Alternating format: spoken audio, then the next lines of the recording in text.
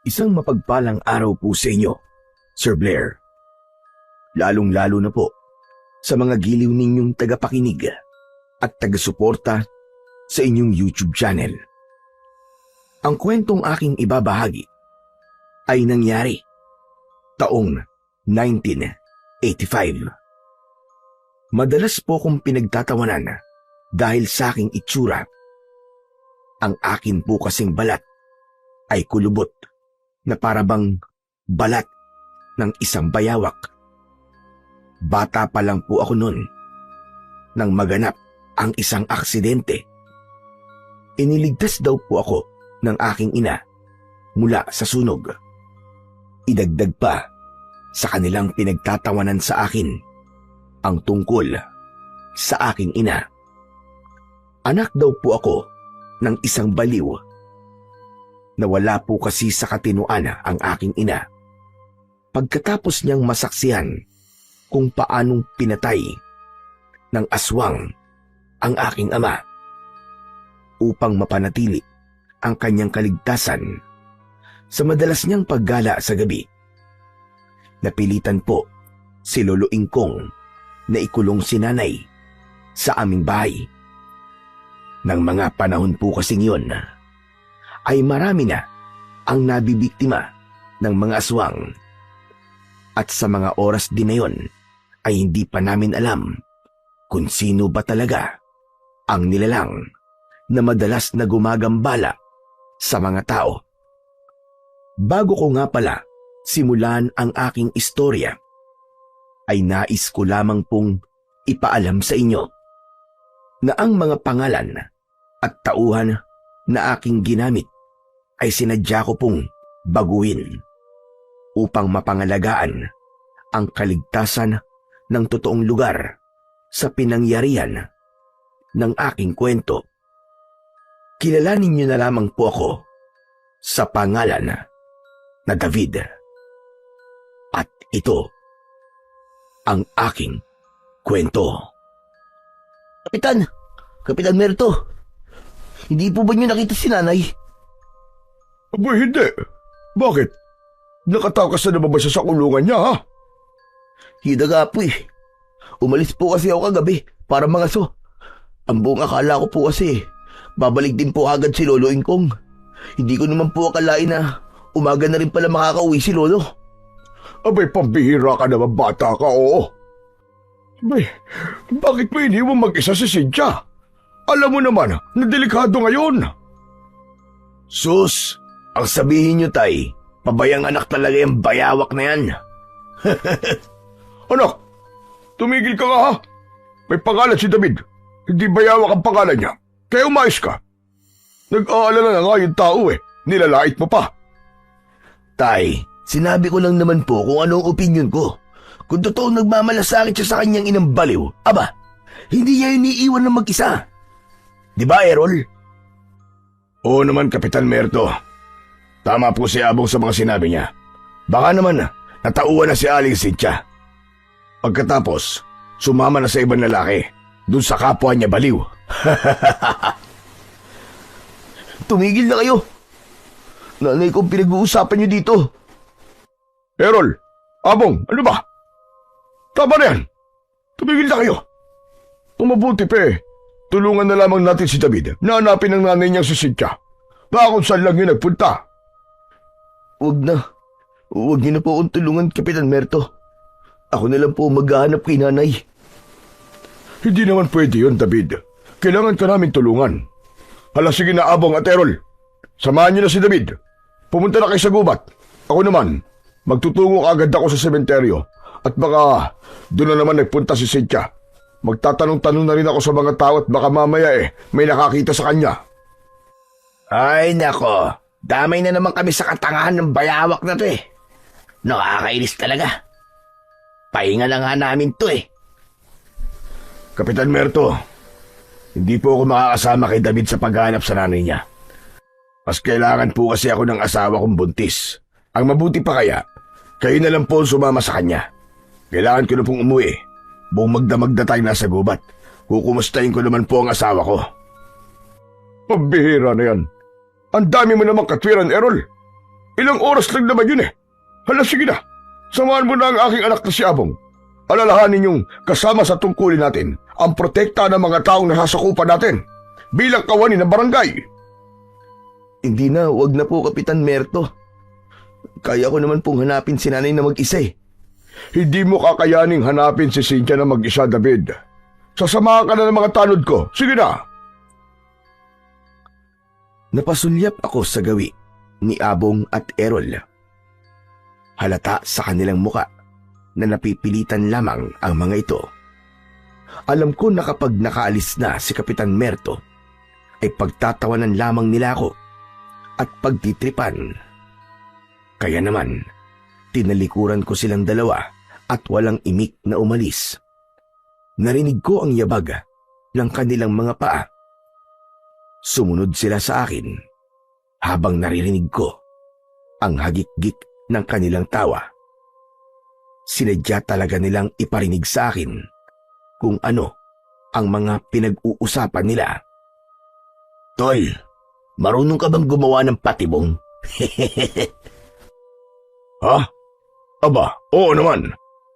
Teka, sandali. Bakit? May huhulihin ba tayong hayop, ha? May bayawak kasi sa unahan ng daan natin, Tol. Ang pangit ng bayawak. Saksakan ng pangit talaga. At may damit ang bayawak, Tol. May bumili kaya sa atin kung sakaling ibenta natin ang bayawak na yan. Baka kahit libre, hindi siya tanggapin. Teka, ako ba ang pinag-uusapan nyo, ha? Bakit? May iba pa bang bayawak dito maliban sa'yo? Hindi ako nakikipagbiruan sa inyong dalawa. Kung wala naman kayo may itutulong pala sa akin, ang mabuti pa. Umuwi na lamang kayo. Hindi ko kayo kailangan dito. Hoy, teka, papalala ko lang sa'yo ah. Baka nakalimutan mo na kung hindi naman dahil kay tatay, hindi ka namin sasamahan dito, Ugok. Tsaka isa pa, tanong lang. Ang hirap siguro na magkaroon ng isang ina na baliw, ano? Sus, Abong, wag mo na siyang tanungin kung mahirap magkaroon ng baliw na ina. Mas mabuti na itanong mo kay David kung mahirap bang maging isang bayawak. Tignan mo naman, Tolo. Tignan mo ang kanyang balat sa braso. Grabe. Pwede nang paggasaan ng itak sa sobrang kagaspangan. Tumigil na kayo. Wala kayong alam kung gaano kahirap papin at pintasin ng mga kagaya nyo. Magpasalamat na nga lang kayo eh. Alam ko pa rin kung paano magpakatao. Huwag kayong mag-alala. Hindi nyo ako katulad. Mukha nga kayong tao, pero ang asal nyo ay parang sa hayop. Kahit ganito ang itsura ng balat ko, alam ko na mabuti akong tao. Hindi katulad nyo. Mga asal demonyo. Wow! Hanip pa. Lakas mong makapikon ah. Ano? Subang tamaan ha? Hindi ako pumapatol sa mga hayop. Ba't lintig na to ah? Hinahamon mo ba ako ha? Tol, ano ka ba naman? Huwag mo na siyang patulan. Sige ka, baka mahawa ka, ikaw rin. Kung sa bagay, tama ka. Baka mamaya magkapalit pa kami ng balat ng bayawak na yan. Maigpit kong nakuyom ang aking mga kamao dahil sa labis na galit. Subalit, mas nanaig sa akin ang kagustuhan kong mahanap si nanay. Kaya naman, mas pinili kong tumalikod na lang at wag na lamang pansinin ang mga pagpaparinig ng dalawa sa akin. Pagkalipas ng ilang oras na paghahanap sa aking ina, hindi namin siya nahanap. Kung saan-saan kami napadpad, panay rin ang tawag ko sa pangalan ni nanay. Habang ang dalawa naman sa hulihan ng aking daan ay panay din ang bulungan at hagik-gikan ng tawa. Kung makatawag naman sa kanyang ina para namang sasagot sa kanya. Wala nga sa katinuan, di ba? Ibig sabihin nun, walang nakikilala, tulala at tanga. Mas baliw pa yata to kaysa sa nanay niya eh. Hindi ko na napigilan ang aking sarili at hinarap ko silang dalawa. Nanginginig ang aking katawan dahil sa pagtitimpi ko ng galit. Oo, mas baliw nga ako kaysa sa aking ina. Dahil nanay ko nawawala. Pero kung baligtarin natin ang sitwasyon at ang ina niyo naman ang biglang nawala, ganyan rin ba ang sasabihin niyo?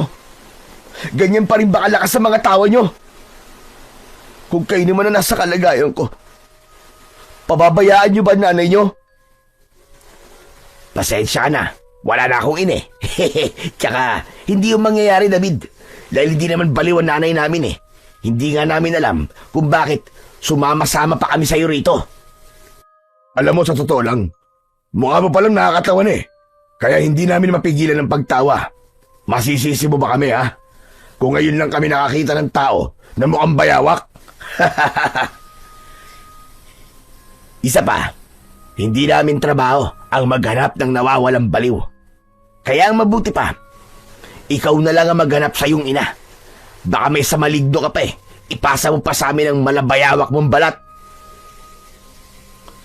Halos hindi ako makahinga sa labis na sama ng aking loob habang umaalingaw-ngaw ang malademonyong tawa ng dalawa. Subalit mas pinili kong maging matatag at labanan ang lahat ng kanilang panlalait sa akin. Sige na, makakaalis na kayo. Salamat na lang sa tulong nyo. Tulong na mas nakadagdag pa sa bigat na nararamdaman ko. Wala kaming pakialam sa nararamdaman mo. Tama ka. Wala nga kayong pakialam.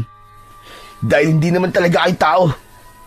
Hayop ang tawag sa mga kagaya niyong walang pakialam sa nararamdaman ng ibang tao. Ano? Ano sabi mo? Para sa akin, hindi tao ang tingin ko sa inyo. Masahol pa kayo sa mga hayop na pinapana ko sa gubat. Sa tuwing nanguhuli ako ng mga baboy na mo, ang mga pagbumukha ninyo nakikita ko. Kaya nga nalilito ako minsan eh. Kung tao pa ba kayo o hayop?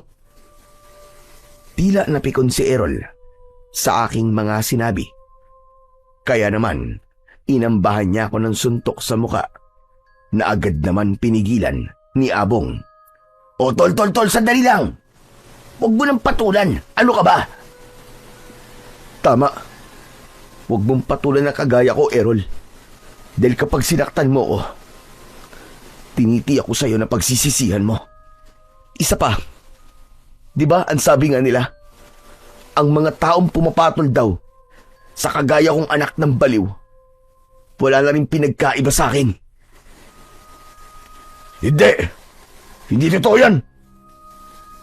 Tuluyang lumipad ang suntok ni Errol at tumama yon sa aking muka. Ngunit nabaling lang ang aking paningin sa kabilang direksyon. Hindi ako nagpatinag sa malakas niyang suntok. Kailangan kong magpakita ng katapangan para tigilan na nila ako. Ngunit mas naging dahilan pala yon upang mas lalong lumalim ang galit nila sa akin. Pinagtulungan nila akong dalawa na suntukin. Tama na! Huwag niyo akong saktan! Ano bang ginawa akong kasalanan sa inyo? At palagi niyo na lamang akong ginaganito. Palagi niyo akong inaasar, sinasaktan at pinagtatawanan. Hindi ko rin alam kung bakit mainit ang dugo ko sa'yo. Nakikita ko pa lang ang pagmumukha mo. Nasusura na ako at kumukulo na agad ang dugo ko. Kung ayaw mo akong makita, di bumikit ka. Tanga ka pala eh. Mas lalong napikon si Errol at nauwi sa suntukan ang paghahanap namin kay nanay. Nagpambuno kaming dalawa at gumulong-gulong sa lupa. Habang si Abong naman ay panay ang sipa niya sa akin likod. Maya-maya pa ay biglang dumating si Kapitan Merto. Mabilis siyang lumapit sa aming kinaroroonan kasama ang kanyang mga tanod para awatin kaming tatlo. Hoy! Hoy, ano ba yan? Tama na! Ano ba? Awat na! Ano ba nangyayari sa inyo, ha? Ay nako, pambihira talaga kayo. Mabuti na lang pala at sinundan ko kayo. Kung hindi, wala akong kaalam-alam na nagpapatay na pala kayo. Lentik na yan. Ipaliwanag nyo nga kung ano nangyayari dito, ha? Eh kasi itong si David Siya na nga ang tinutulungan namin. Siya pa ang galit. Hindi totoo yan. Inaasarin niyo ako. Pinagtatawanan niyo ako ni Abong. Teka, bakit naman nadamay ako dyan, ha? Eh umaawat lang naman ako sa inyong dalawa. Abong, tumigil ka, ha? Hindi ka umaawat. Nakikisipa ka rin kay David. Tsaka may umaawat ba? Nahawak mo sa kamay si David? Lumalabas na pinagtutulungan niyo siya. Ay nako, pambihira naman kayo. Alalahanin niyo, ha? Mga tanod kayo. Dapat kayo nagbibigay ng magandang halimbawa sa mga tao na sasakupan ninyo bilang pagpapanatili ng katahimikan sa baryong ito. Tagdaan yung dalawa. Tanod kayo. Hindi kayo mga sanggano. Nakakahiya kayo. Tay, maglilingkod kami sa baryo. Pero hindi sa ungas na yan. Dinuro pa ako ni Abong habang bakas sa kanyang muka ang galit. Kaya naman, pinigilan na sila ni Kapitan Merto. Hala, sige na. Tama na yan. Umuwi na kayo dalawa. At ikaw naman, David, sasamahan na lang kitang umuwi sa bahay niyo. Nahanap ko ng nanay mo. Talaga po? Oo, nakita ko siya doon sa may sementeryo. Natutulog sa ibabaw ng nicho ni Dante. Anak naman ng 7 kamote, oh. Sana, sinabi niyo agad sa amin, Kapitan, na nahanap niyo ng baliw na yun nang nakauwi na kami. Paano ko sasabihin? Ha, Errol? Eh, wala na eh. Nauna na ang pagsusuntukan yung dalawa. Hala, tara na. Umuwi na tayo. At gusto ko na rin magpahinga.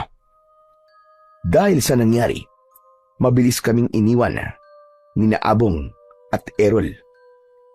Kaming dalawa naman ni Kapitan Merto ay umuwi na rin sa bahay. Pagdating namin ay agad kong nakita si Nanay. Nakaupo siya sa bangko habang pinupunasan ni Lolo Ingkong ang paa ni Nanay. O paano? Maiwan ka na namin dito, David, ha? Ah, siya nga pala. Huwag niyong hahayaan na mawala ulit si Cynthia. Aba, mahirap na. Baka matiyempuan siya ng mga gumagalang aswang. Alam mo naman ang kalagayan ng baryo natin, hindi ba? Nakaharap tayo sa matinding suliranin. Opo, Kapitan. Maraming salamat po sa tulong niyo. Hala, sige na. Lapitan mo ng nanay mo at gamutin mo rin ang mga sugat mo. Nagdadalawang isip akong lumapit kay Lolo Ingkong dahil alam kong pagagalitan na naman niya ako. Pero nang matapos ito sa kanyang ginagawa, ay siya na ang unang nagsalita. Hala, sige na, David. Ipasok mo na ang nanay mo sa kulungan. Kailangan nating mag-usap na dalawa. Nang pumasok sa loob ng bahay si Lolo Ingkong, nilapitan ko naman si Nanay na panay ang pagsasalita ng kung ano-ano. Nay, halika na po. Pumasok na po tayo sa loob ng bahay. Akma kong hahawakan sa kamay si Nanay nang iiwas niya ang kanyang kamay. Tinatanong niya ako kung sino ako, kung ano raw ang pangalan ko. Sa tuwing sinasagot ko siya, palagi niyang sinasabi na wala raw siyang anak at patay na ang kanyang asawa. Kung minsan naman, bigla niya akong yayakapin at sasabihin, patayin ko raw ang mga aswang na pumatay sa aking ama. Ilan lamang ang mga yon sa ginagawa ng aking ina na labis na nagpapabigat sa kalooban ko. Pakiramdam ko, pagod na ako sa pag-aalaga sa kanya. Isang malalim na buntong hininga ang pinakawalan ko bago ko ikinulong si Nanay. Pagkatapos ay agad akong nagtungo sa kusina at nakipag-usap kay Lolo Ingkong. Ano pong pag-uusapan natin, Lolo Ingkong? Hindi ko na nagugustuhan ang madalas na pagtakas ni Cynthia mula sa kulungan niya. Nag-aalala ko, paano kung mapahamak siya? O di kaya naman matsyempoan siya ng mga aso na gumagala sa gabi. Sana, hindi na ito maulit, David. Hindi mo dapat iniiwan na mag-isa ang iyong ina. Ipinagpaliban mo muna sana ang pangangaso mo. Lolo Ingkong, aksidente po ang pagkakatakas po ni nanay sa kulungan niya. Wala pong may kagustuhan nun. Isa pa, kaya lang naman po ako nangangaso sa gubat dahil yun lang naman po ang alam kong hanap buhay. Ang inaalala ko lang naman dito ay baka mapahamak siya. Hindi ka muna sana umalis kagabi nang malaman mo na hindi pa ako umuwi. Dapat palitan tayo sa pagbabantay sa kanya. Yun lang. Pasensya na po kayo, Lolo Ingkong. Pero hindi habang buhay ay maikukulong po natin si nanay sa bahay. Isa pa, nakauwi naman po siya ng ligtas, di ba? Ang mahalaga, nandito na po siya at sikapin na lang po natin na wag na po itong mauulit. Ay nako, sana nga ay hindi na maulit ito. At teka nga pala, David, nabalitaan mo na ba ang nangyari doon sa kabilang baryo? Ang alin po, Lolo Ingkong? Aba, 3 ang natagpo ang patay sa kanilang kakawyan. Kaya asahan na natin na maging sa baryo natin ay mas lalong maghihigpit ang ating kapitan sa pagbabantay sa kagubatan. Baka matsyempoan ka ng mga tanod at parusahan ka kapag nakita nilang nangangaso roon. Hindi po nila ako mapaparusahan dahil nasa tamang edad na po ako. Isa pa, ano po bang itsura ng mga bangkay na natagpuan? Ay nako, brutal ang kanilang kamatayan. Kagaya ng naunang mga biktima, kalahating katawan lang nila ang natatagpuan at ang kaputol ay nawawala pa. Bukod pa ron, marami rin mga taong nawawala na hanggang ngayon hindi pa rin sila nahahanap. Kaya naman na po, bawas-bawasan mo ang madalas na pagpunta sa kagubatan. Baka ikaw naman ang sunod na mapahamak. Hindi po yun mangyayari sa akin, Lolo Ingkong. Dahil nag-iingat naman po ko Diyos ko naman batang oo. Pinapaalalahanan lamang kita. Ayokong pati ikaw mawala sa amin ng nanay mo. Paano na lamang kami kung pati ikaw ay mawala? Sino na mag-aalaga kay Cynthia? Mag-iingat na lamang po ako, Lolo Ingkong. Pero hindi niyo po ako mapipigilang mga susagubat. Wala nang nagawa si Lolo Ingkong nang pumasok ako sa loob ng aking silid. Ipinatong ko ang aking pana sa ibabaw ng aking lamesa. Saka ko hinubad ang aking damit. Napangiwi ang aking muka dahil sa sugat ko sa aking likod.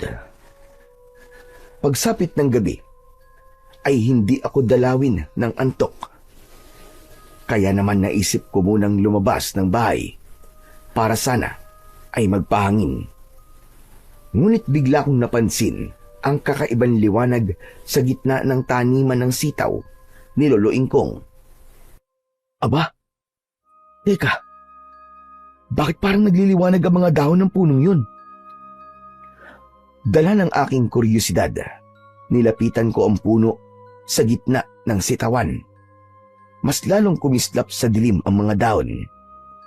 Kaya naman, hinawakan ko yun. Maya-maya pa, bigla akong nakaramdam ng kakaibang kate sa aking kamay. Napaatras ako habang kinakamot ang aking palad. Hanggang sa umabot yun sa aking braso. At kahit sumusugat na ang bawat pagkamot ko sa aking balat, mas lalo lamang tumitindi ang pangangate. Diyos ko! Ano ba to, sobrang kati ng kamay ko? Ano bang gagawin ko? Humawak lang naman ako sa dahon ng punong to. Ano kayang klaseng puno to? Nang hindi tumigil ang pangangate, ay wala na akong nagawa, kundi ang humingi ng tulong kay Lolo Ingkong. Kinatok ko siya sa kanyang silid, habang patuloy pa rin ako sa pagkamot. Umabot na yun hanggang sa aking muka. Pakiramdam ko, Kumakapal na rin ang talukap ng aking mga mata hanggang sa naramdaman ko ang pag-iinit ng aking balat. Lolo Ingkong! Lolo Ingkong, tulungan niyo po ako! Lolo Ingkong! Bumukas ang pinto at lumabas si Lolo Ingkong. Gulat na gulat ang matanda nang makita ang aking muka. Diyos ko po! Ano nangyari sa'yo, David? Meron na po akong hinawakan daon mula sa puno po na nakatanim po sa gitna ng sitawan niyo, Lolo. Lumiliwanag po kasi. Tapos ganito na po, bigla po ako nangati. Hindi ko po mapigilan ang aking sarili na magkamuti ng aking balat. Sobrang kati po talaga, Lolo Ingkong. Nahihirapan na po ako.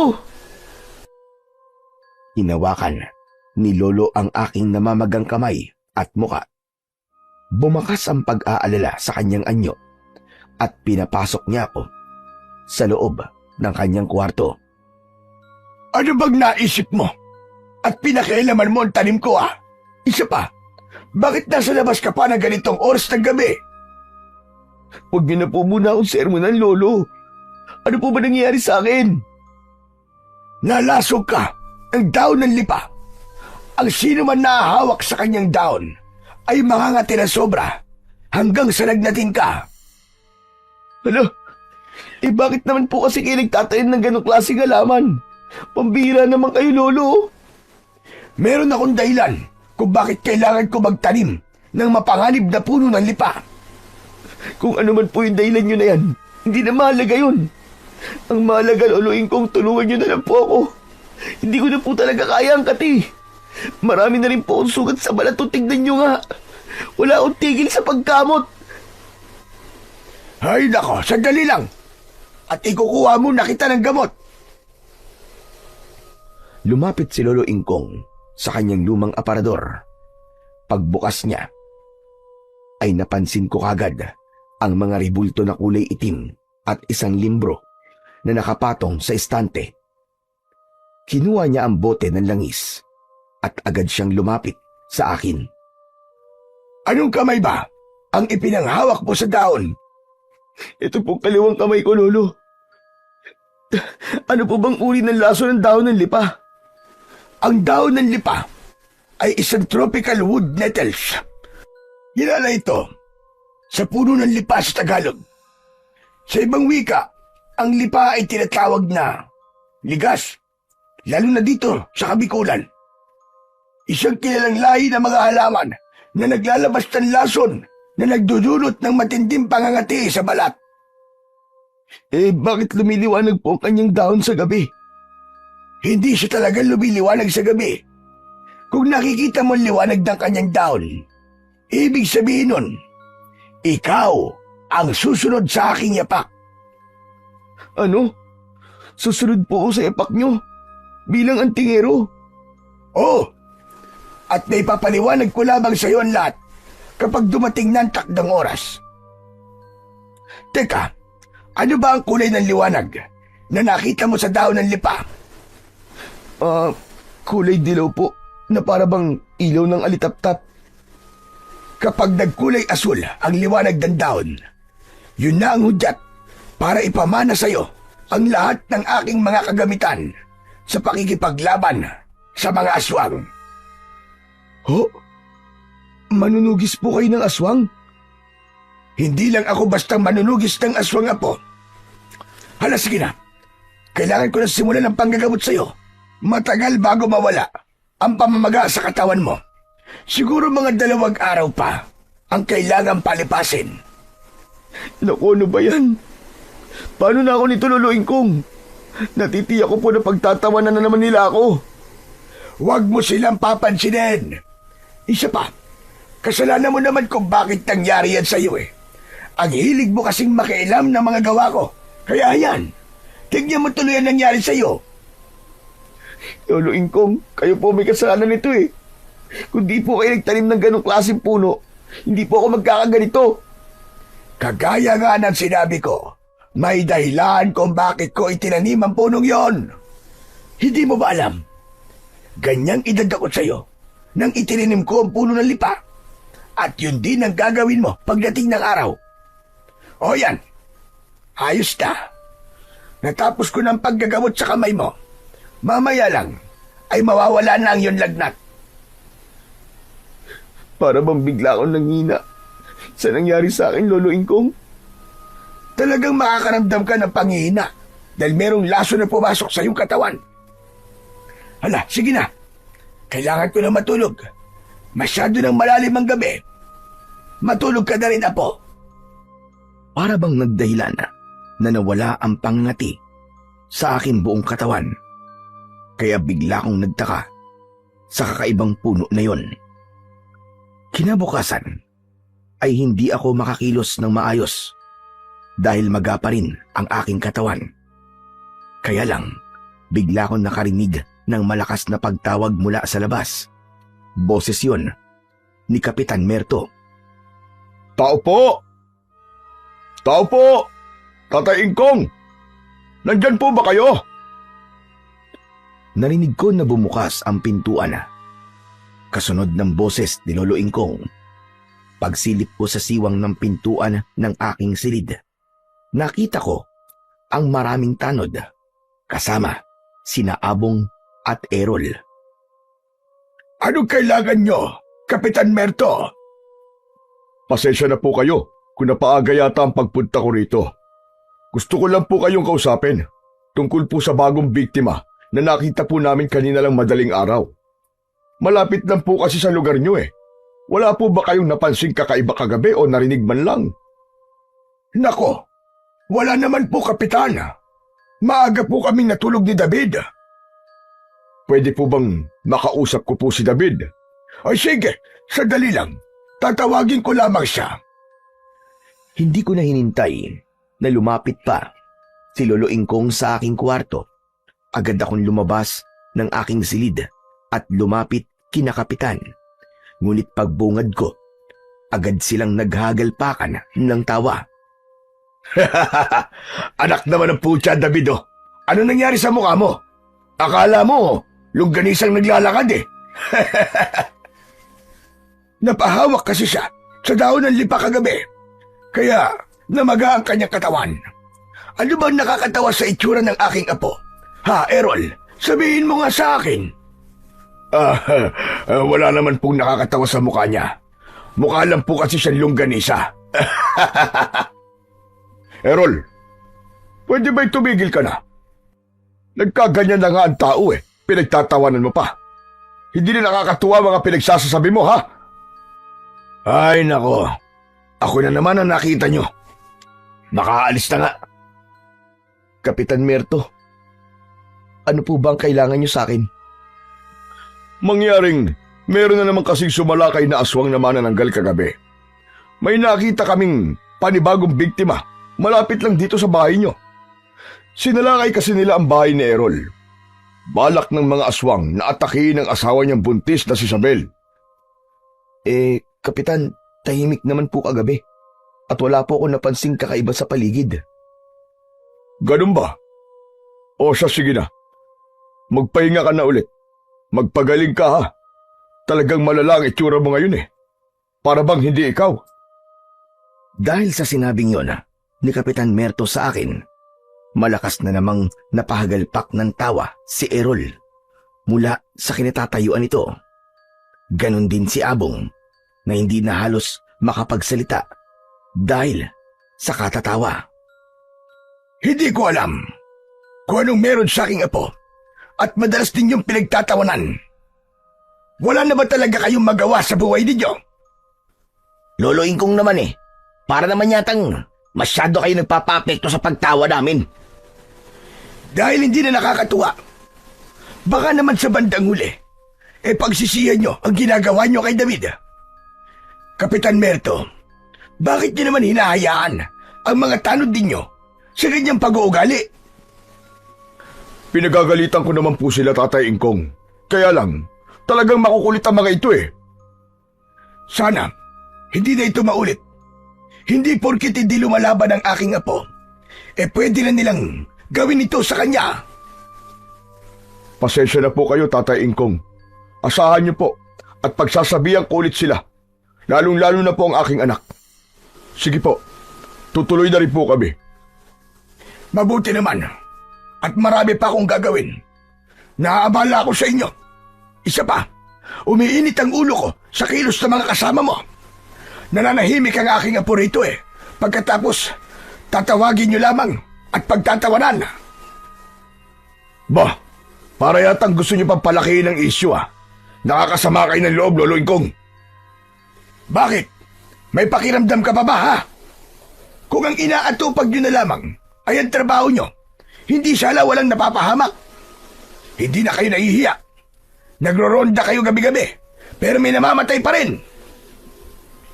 Abat, sumusobra na po yata kayo Errol, tama na yan. Tanod ka. At kapag pumatol ka kay Tatay Merto, ikaw ang lalabas na masama. Pabayaan mo na siya. Hindi lang talaga niya matanggap ang ginawa niyo sa kanyang apo. Kayo may kasalanan Sinasabi ko lang naman ang opinyon ko. Hala, sige na. Makakaalis na kayo, Kapitan. Halika na, David Apo. Iniwan na namin ni Lolo Ingkong ang mga tanod sa labas. Kaya naman, wala nang nagawa si Kapitan Merto, kundi ang umalis sa tapat ng bahay namin. Lolo, hindi niyo na po dapat sinabi yun. Akala ko po ba sabi niyo huwag ko silang papansinin. Pero bakit kayo po ang hindi nakapagpigil? Pasensya ka na, Apo. Ang hirap palang magtimpi ng galit kapag ikaw mismo makakarinig. Hindi ko lang talaga gusto ang isang tanod na yung kanina. Masyadong mapanglait at mapanghusga sa kapwa niya. Ay nako, tama na nga po, Lolo. Huwag niyo na pong isipin yun. Pagkalipas ng 2 araw, ay muling bumalik sa normal ang aking itsura. Kaya malaya na naman akong nakakalabas ng bahay. Ngunit isang gabi, muling nakatakas ang aking ina mula sa kanyang kulungan. Kaya naman, hinanap namin siya ni Lolo sa kakauyan. Dala lang namin ang sulo at ang aking pana. Ilang oras kaming naghahanap, ngunit wala talaga si nanay. Binalot ng matinding pag-aalala ang aking pagkatao, lalo na nang makarinig ako ng malakas na pag-angil mula sa itaas ng puno, kasunod ng malakas na pagaspas ng pakpak na parabang napupunit na kumot. Lolo, aswang po yun, di ba? Aswang na manananggal. Diyos ko po, Apo. Aswang nga lumilipad sa tapat natin. Bilisan mo! Kailangan na natin makalis dito!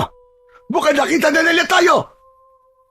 Pagtingala namin ni Lolo Ingkong sa langit, ay sakto rin ang pagbulusok ng lipad ng aswang na manananggal. Tinangka niyang dagitin sa balikat si Lolo Ingkong. Ngunit iniharang niya ang kanyang itak sa aswang. Sabay bigwas ng taga sa nilalang na tumama naman sa kamay nito. Umangin ng malakas ang manananggal. Saka ito lumipad, papalayo. Ngunit pagkalipas ng 5 minuto, muling bumalik ang manananggal at ako naman ang sinubukan niyang dagitin. Yumuko ako, sabay tutok ng aking pana sa muka ng aswang. Agad kong pinakawalan ang aking palaso. Tumama yon sa balikat ng nilalang. Nagpaikot-ikot ito sa paglipad hanggang sa nagpasya na itong tumakas. Mukhang nagiging agresibo na sila sa pag-atake sa mga tao. Lolo, mas kailangan po nating mahanap si nanay ngayon. Baka nasa panganib na po siya. Maghiwalay po tayo sa paghanap sa kanya. Nang magkasundo kami ni Lolo Ingkong, kagad kaming tumakbo sa magkaibang direksyon. Saka ko iginala ang aking paningin sa paligid. Hinanap ko sa bawat sulok ng kakahuyan ang aking ina. Ngunit wala siya. Pagkarating ko sa gitna ng kagubatan, ay bigla akong natigilan sa paglalakad. Mula sa aking unahan, nakita ko ang isang kakaibang nilalang. Hindi siya isang manananggal. Hindi ako maaaring magkamali. Aswang ik-ik ang nasa harapan ko. Kung ganun, saan yung puwersa silang umaatake sa mga tao? Mukha yatang naliligaw ko ng daan, binata. Hindi mo yata alam na ito ang aking teritoryo. Ang kapal ng mukha mong angkinin ng lugar na to. Kung saan ka lang nakatayo, yun lang ang teritoryo mo, hunghang! Hindi ka yata natatakot sa akin. Sa Diyos lang ako natatakot. Pero sa mga kagaya mo na kampo ng demonyo, hindi ako matatakot sa'yo. Tumawa ng malakas ang aswang na ik-ik. Ngunit itinaas ko ang aking pana at itinutok ko sa kanya ang aking palaso. Sigurado ko na sa gagawin ko tong sa'yo, hindi ka na makakatawa ng ganyang kalakas. Hindi ko na pinaporma ang nilalang. Agad kong binitiwan ang pisi ng aking pana. Ngunit nasalo ng aswang ang aking palaso. Para siyang kidlat sa bilis kumilos, namalayan ko na lang na nasa harapan ko na siya at sakay niya na ako sa leeg. Ngunit hindi ako nagpatinag. Sinuntok ko ng paulit-ulit ang kanyang braso. Kaya naman, nabitiwan niya ako. Saka ako nakahanap ng pagkakataon. Mabilis kong itinutok ang aking palaso sa dibdib ng aking kalaban. Matakot pala! Ikaw ang matakot sa akin! Dahil hindi ka sasantuin ng aking palaso! Akma ko na sanang bibitiwan ang pisi ng aking pana. Nang maunahan ako ng saksak ng kuko ng aswang na tumama naman sa aking tiyan, bigla kong naramdaman ang labis na sakit mula sa aking sugat. Ngumisi ito at humalakhak ng malakas. Magdasal ka na kung marunong ka magdasal. Dahil ihaharap kita kay kamatayan. Kasunod ng saksak, tumama ang malakas na suntok ng aswang sa aking muka. Bumagsak ako ng pasadsad sa lupa habang namimilipit sa labis na sakit. Naninigas ang aking buong katawan na parabang bigla akong naparalisa. Anong nangyayari sa akin? Unti-unting mapaparelisa ang buong mong katawan. Maya-maya lang, darating na ang aking mga kasama at pagsasaluhan namin ang iyong laman loob. Walang matitira sa iyo, kundi ang iyong mga buto. Hindi ka magtatagumpay. Hindi mo kilala kung sino binabangga mo. Ako ang hindi mo kilala. At sa pagkakataong ito, hindi ko hahayaan na sikatan ka pa ng araw. Kahit anong gawin kong pagsisikap na gumalaw, ay tuluyan ng nanigas ang aking buong katawan. Masakit din ang aking sugat na parabang may mga insekto na gumagalaw sa loob ng aking laman. Kaming mga aswang daik ay baka magdagang ko. Kaya asahan mo, matatapos na ang buhay mo. Layuan mo ang aking apo! Demonyo ka! Sabay kaming napalingon ng aswang sa gawi ng aking lolo. Hawak ng matanda ang kanyang itak at ibinato niya sa aswang ang hawak niyang sulo. Sa takot ng nilalang, bigla siyang nag-anyong ibon at lumipad palayo sa aking kinaroroonan. Kaagad na lumapit sa akin si lolo. Bakas sa kanyang muka ang labis na pag-aalala. Diyos ko po, Apo! Malalim ang sugat mo! Iluluin kong, tulungan niyo po ako.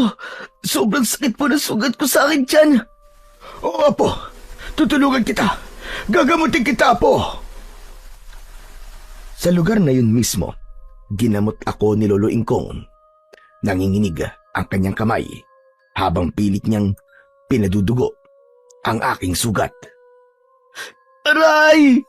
Aray, ang sakit! Tiisin mo, Apo! Kailangan natin mapadugo at mailabas ang kabandagdang aswang mula sa sugat mo. Aray! Lolo Ingkong, hindi ko na po kaya. Tuluyang nandilim ang aking paningin nang maramdaman ko na dinukot ni Lolo Ingkong ang aking sugat. Kinabukasan ay naramdaman ko ang maligamgam na tubig na dumadampi sa aking sugat. Dahan-dahan akong nagmulat ng aking mga mata. Salamat naman. At nagising ka na rin, Apo. Grabe, nag-alala ako sa iyo ng gusto. Dahil 2 araw kang walang malay. Ho? 2 araw po? Pero bakit po? Masyadong mabilis ang pagkalat ng kamandagdang aswang na ik-ik sa dugo mo. Mabuti na lang at nahanap kagad kita, Apo. Pero paano po ako nakarating dito sa bahay natin? Nagpatulong ako kay Kapitan Merto at sa anak niyang si Abong.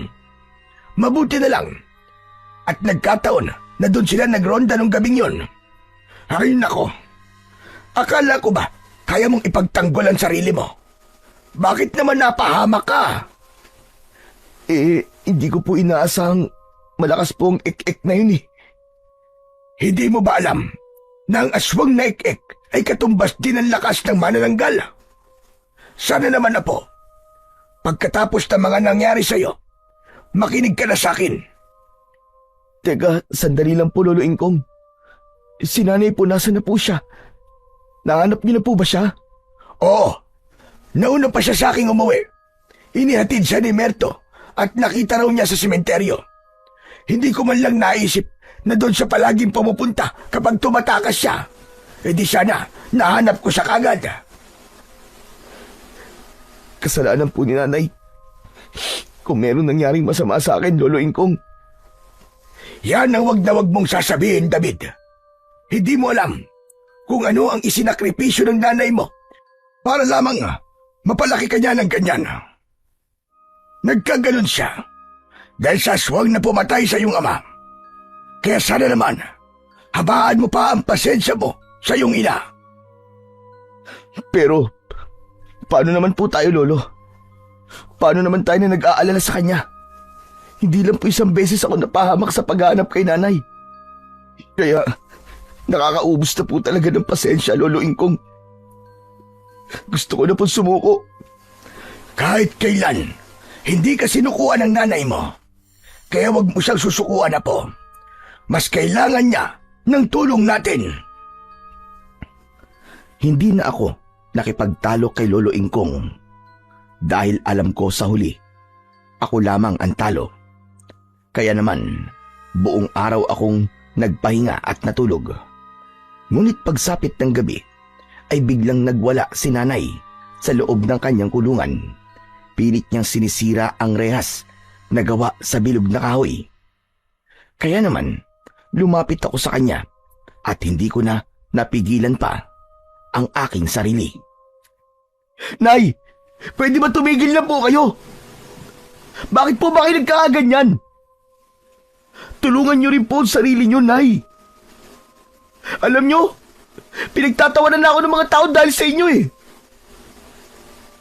Nahihiya na ako. Dahil anak daw po ako ng isang baliw.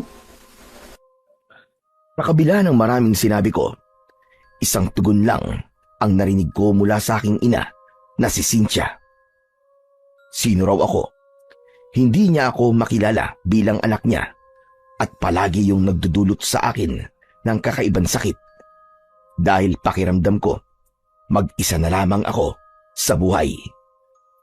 Nang gabing iyon, hindi na ako dinalaw ng antok kaya't maaga akong bumangon at naupo sa labas ng balkonahe. Maya-maya pa, biglang dumating si Kapitan Merto, kasama niya si Abong. Kumusta na ba ang pakiramdam mo, David? Ayos na po ako, Kapitan. Ano pong kailangan niyo sa akin? Total, at nasa bakasyon si Errol. Kung pwede sana, ikaw muna ang pansamantalang pumalit sa kanya. Sa tingin ko naman kaya mo makipaglaban sa mga aswang. Ha? Makipaglaban sa mga aswang? Hindi niyo po ba nakikita? Muntik na po ako mapahamak. Isa pa. Bakit niyo naman po hinayaang magbakasyon si Errol? Mangyari kasing palagi na raw sumasakit ang tiyan ng kanyang asawa. Nag-aalala siya na baka mapano si Isabel. 1 linggo lang naman siyang titigil sa pagroronda. Hihintayin lang daw niyang mawala ang pananakit ng tiyan ng kanyang asawa. Baka naman po, nilalapitan na ng aswang na manananggal si Isabel. Yun nga din ang kutob ko. Kaya pumayag na rin akong samahan niya ang kanyang asawa.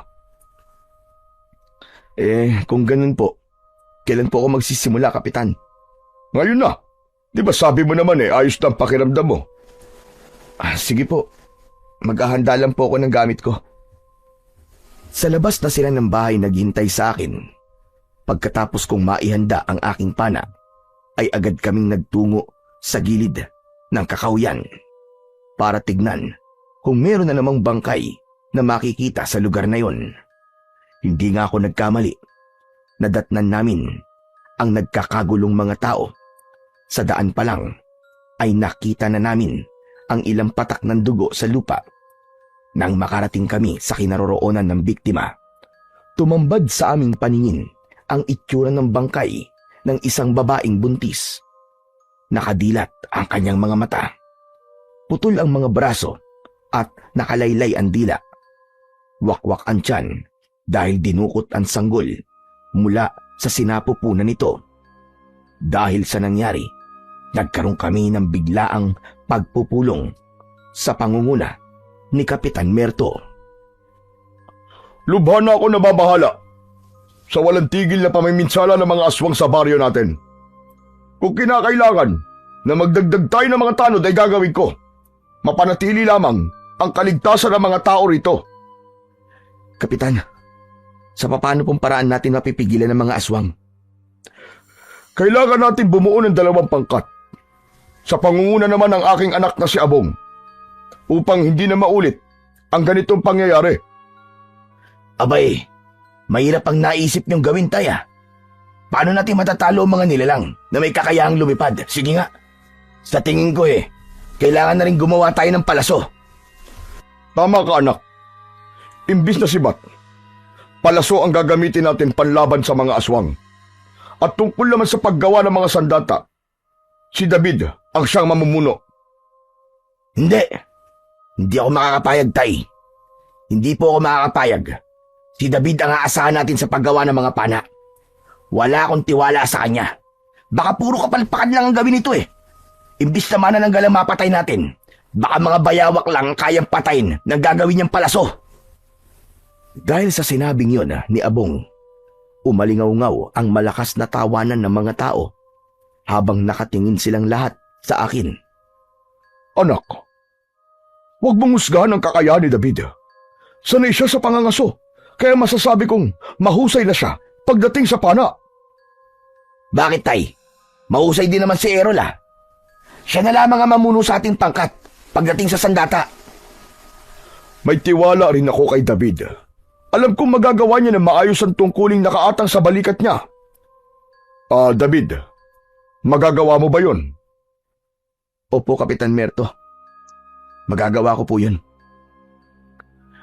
Pagkatapos ng matinding pagpaplano ng aming mga gagawin, nakita kong nag-e-ensayo ang mag-ama sa pakikipaglaban gamit ang kamao. Wala silang damit pang itaas. Napakunot ang aking noo dahil meron akong napansin sa kanilang katawan. Kapitan Merto, sunog po ba yan? Alin? Ito bang nasa likod at dibdib ko? Opo, sa kasi Abong meron din po sa tiyan at hita. Hindi ba't nagkaroon ng sunog sa baryo natin na sumalakay ang mga aswang na manananggal? Sinunog nila ang mga bahay namin. May 13 taon na ang nakakalipas magmula na nakaligtas kami sa malaking sunog na yon. Namatay ang bunsong kapatid ni Abong kasama ang aking asawa. Kaya magmula noon, isinumpa ko sa akin sarili na pamumunuan ko ang pagtugi sa mga aswang. Ngayon ko lang po nalaman na pati pala kayo ay muntik na ring mamatay dahil sa sunog. Pangalawang buhay na namin ito ng aking anak na si Abong. Pero bakit ganun? May peklat din naman po pala sa katawan si Abong. Pero kung makapanglait po siya sa aking braso, akala ko ay wala siyang tinatago. Hoy! Narinig ko yun Anong pinagsasasabi mo, ha? Sos, Abong, tumigil ka na nga. Wala namang masama sa sinabi ni David eh. Hala, sige na. Ituloy na natin ang pagsasanay. Mamaya, ikaw naman David, ang tuturuan ko makipaglaban gamit ang kamao at sipa. Na parang ganito. Sabay pagpapatumba ni Kapitan Merto sa kanyang anak na si Abong. Nang matapos sila sa pagsasanay, ako naman ang tinuruan niyang makipaglaban. Naging madali sa aming lahat ang pagroronda dahil nagpahinga rin ang mga aswang sa pagsalakay.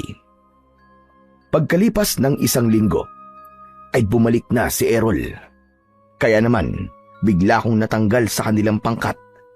Pero natapos ko naman ng maaga ang paggawa ng mga palaso at pana. Isang gabi, palihim akong sumunod sa mga nagrorondang tanod. Bigla silang tumigil sa paglalakad nang makarinig sila ng kakaibang huni mula sa itaas ng mga puno.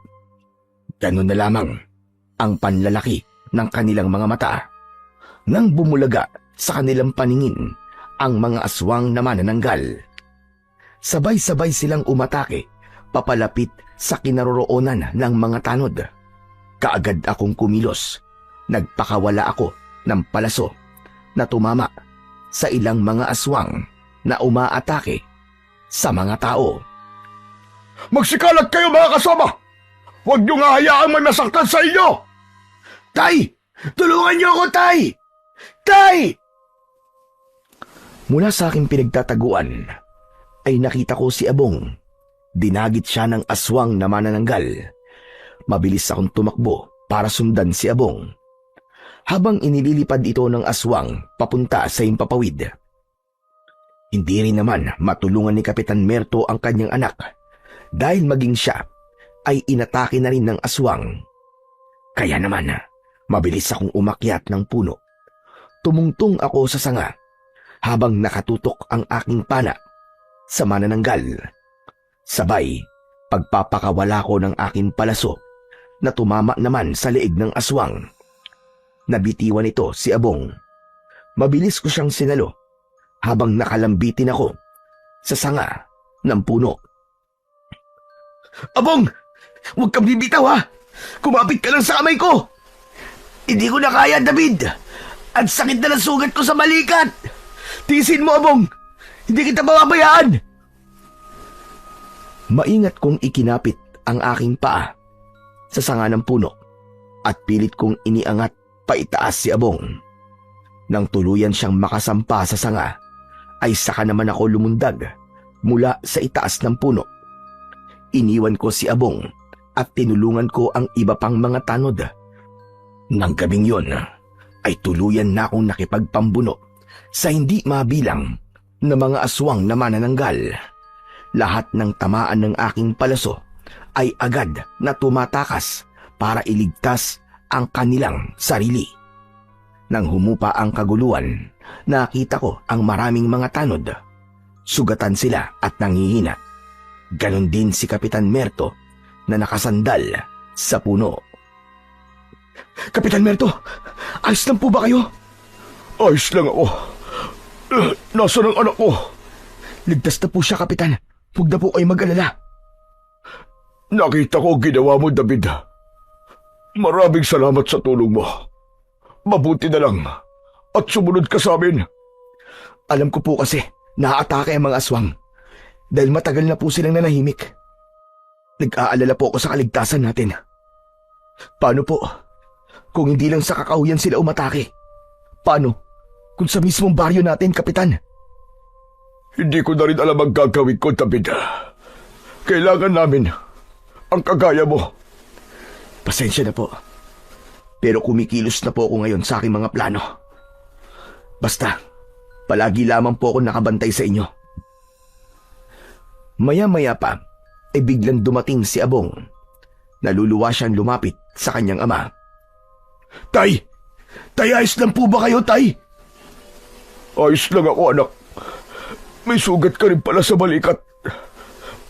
Halika, tulungan mo ako sa mga kasama natin.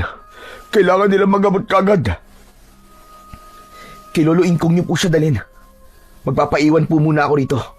May kailangan lang po akong gawin, Kapitan. Pero David, baka naman mapahamak ka dito. Dati na po akong mag-isang kumikilos sa gubat na to, Kapitan. Kaya ko po ang sarili ko. Siya nga pala, David. Maraming salamat sa pagkakaligtas mo sa akin, ha. Pasensya ka na sa mga ginawa ko sa'yo nun. Huwag mo nang isipin yun, Abong.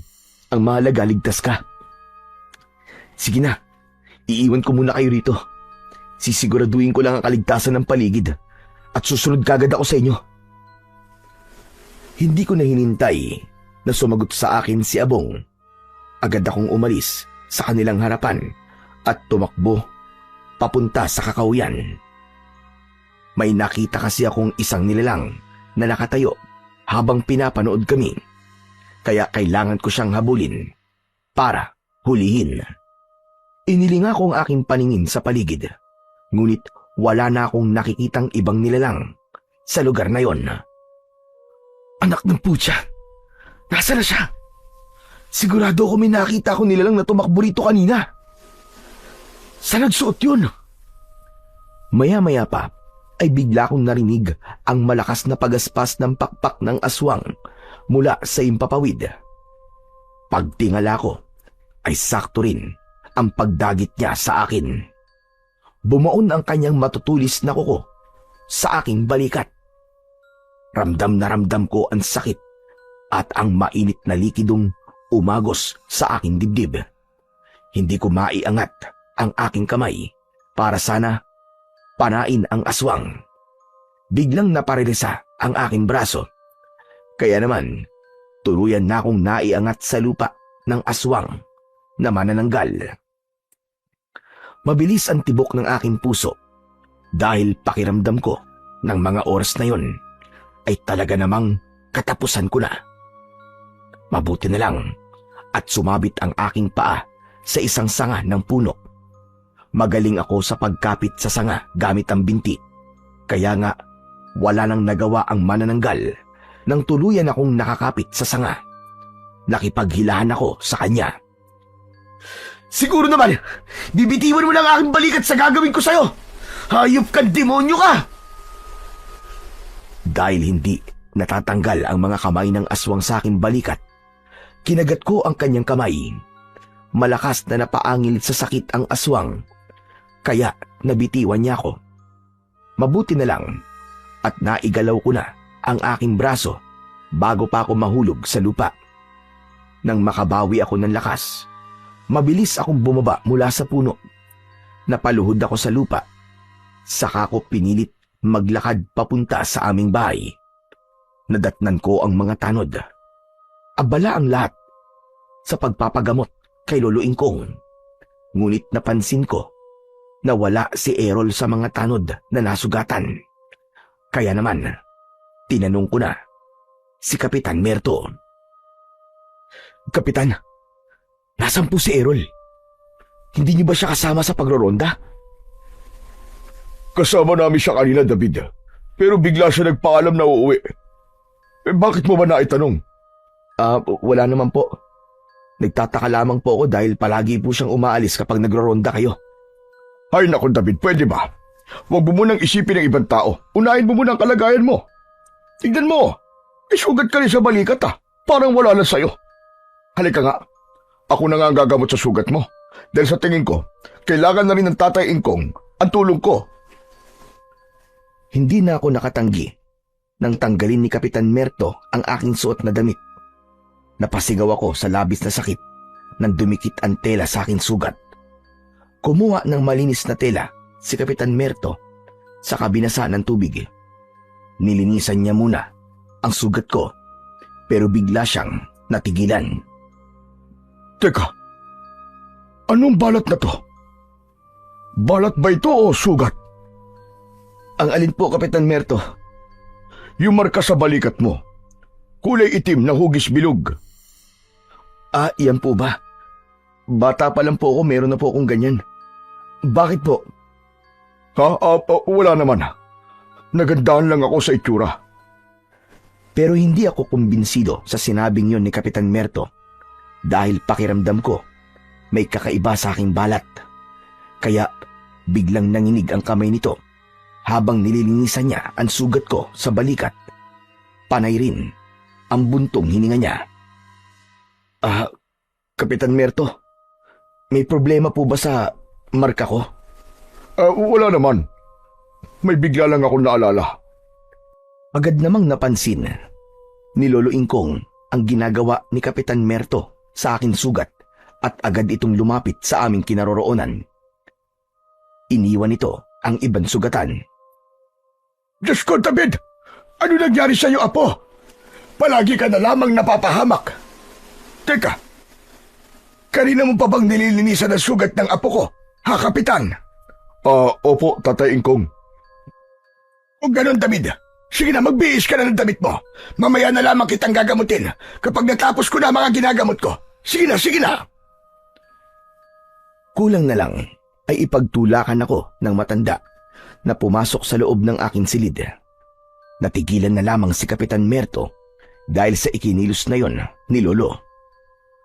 Pagkalipas ng ilang sandali, ay kagad na nagpaalam ang mga tanod at si Kapitan kay Lolo Ingkong. Saka ako lumabas nang makaalis na silang lahat. Pero nakita ko ang matanda na nakatayo sa labas ng bahay, nakatingin sa puno ng lipa. Nanlaki ang aking mga mata nang makita ang kulay asul na liwanag sa mga dahon ng puno. Panahon na para ilipat sa iyo ang mutya ng dahon ng lipa. Ano po? Mutya ng dahon ng lipa? Ang mismong puno ng lipa ang pumili sa iyo. At ang kulay asul na liwanag sa kanyang mga dahon ay palatandaan na dumating na ang itinakdang oras. Nagtataka po ako, Lolo Ingkong. Bakit hindi po napansin ng mga tanod at ni Kapitan Merto ang malakas po na liwanag mula sa dahon ng lipa? Ikaw at ako lang ang nakakakita sa liwanag ng dahon ng lipa. Dahil hindi yan isang ordinaryong puno, Apo. Nanggaling dyan ang mutya ng dahon ng lipa. Magagamit mo ang mutya laban sa mga aswang na manananggal at ik-ik. Pero bakit po ako, Lolo Ingkong? Sapagkat mabuti kang tao, Apo. Halika, sumama ka sa akin. Lapitan natin ang puno ng lipa. Ayoko po. Noong nakaraang araw po muntik na po ako mamatay dahil sa pangangati. Huwag na po tayong lumapit yan, Lo. Kasama ang puno ng lipa sa pagpapasa ng aking mutya. Matagal ko nang alam na hindi ka naman totoong nangangaso ng hayop. Alam kong nangangaso ka ng mga aswang. Tama ba ang sinabi ko? Napaunat ako sa aking pagkakatayo nang marinig ko ang sinabi ni Lolo Ingkong. Kung ganun, alam niyo na po, Lolo Ingkong. Alam niyo na po na ako po ang totoong pumapatay sa mga aswang. Pero kailan pa po niyo nalaman? Matagal ko nang alam na mangangaso ka ng aswang. 10 taong gulang ka pa lang nang palihim kang tumugis ng aswang. Alam ko rin na ikaw ang may gawa sa mga tao na tatagpo ang patay sa kakauyan. Kalahati lang ng katawan nila ang natatagpuan dahil hindi naman sila pangkaraniwang tao, kundi isang aswang na manananggal na nagiging tao tuwing sumasapit ang umaga. Kaya ang iniisip ng mga kababaryo natin, biktima sila ng mga aswang. Pero ang totoo, aswang sila at ikaw ang pumatay sa kanila. Hindi ba? Hindi ako makapaniwala sa ipinagtapat na yon sa akin ni Lolo Ingkong. Ang buong akala ko, matagal kong maililihim sa kanya ang tungkol sa mga ginagawa ko. Patawarin niyo po ako, Lolo Ingkong. Ginagawa ko lang po ito para maipaghiganti ang nangyari sa aking mga magulang. Kung hindi ko sila mapipigilan, marami pang mga kagaya ko makakaranas ng ganitong paghihirap. Hindi naman ako tumututol sa pagiging manunugis mo ng aswang. Ngunit masyado na akong nag-aalala sa kaligtasan mo, Apo. Lalo pa at hindi na maganda ang mga nangyayari. Sa palagay ko, mas lalo lumalakas ang puwersa ng kadiliman Kaya kailangan ng sandata na tuluyang papatay sa kanila. At yun ay walang iba, kundi ang mutya ng dahon ng lipa. Bakit po, Lolo Ingkong? Hindi po ba sapat ang aking pana? Hindi sapat ang pana at palaso. Dahil kahit masugatan mo sila, hihilom lang ang kanilang sugat. Kapag magaling na, aatake sila ulit at babalikan nila ang taong nanakit sa kanila. Sa ganong sitwasyon, mas lalo lamang lalala ang mga nangyayari. Mas lalo silang magiging agresibo. At sa nakikita ko, maging ang mga tanod ay malalagay na rin sa panganib. Kaya sana naman, tanggapin mo ang ipapasa ko sa iyo, mutya. Sige po, Lolo Ingkong. Tinatanggap ko po ang alok nyo.